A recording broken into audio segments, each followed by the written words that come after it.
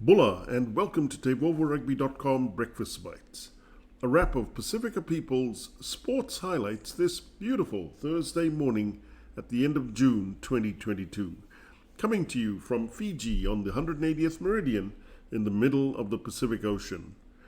In rugby, Bundyarkee's young Irish lads were simply too ill-disciplined in the first half, allowing the fired-up Maori to score 32 points before half-time for a 22-point lead last night in Hamilton. Even though the Irish were the better side most of the second half, they couldn't close the gap, losing to the Maori All Blacks 32-17 in their first game on their tour of New Zealand. And money talks in the NRL, as we all know. Despite the protestations of Wayne Bennett, NRL CEO Andrew Abdo has confirmed the death of mid-season internationals so that some players are not forced to choose between their heritage or the state of origin games. As Bennett says, this is only a handful of players.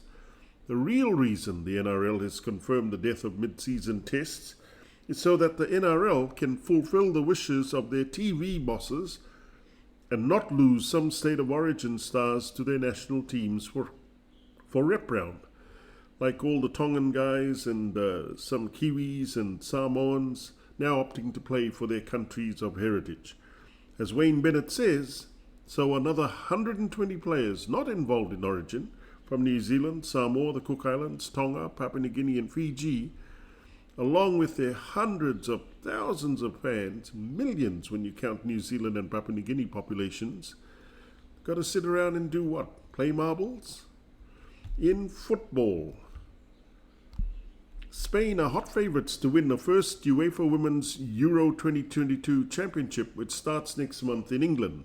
In fact, England could face Spain in the quarterfinals if they make it that far.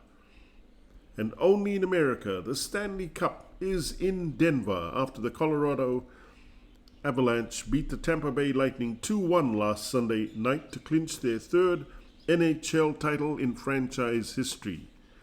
I know this isn't of much interest to Pasifika Peoples, but I only raise this because ice hockey is a sport I think us Pasifika Peoples can gain some traction in very fast. I can just see some of my 175 kg plus Tongan cousins, along with similar plus size Samoans and Fijians, skating at full speed with no helmets and war clubs on in their hands to bash fleeing opponents, right?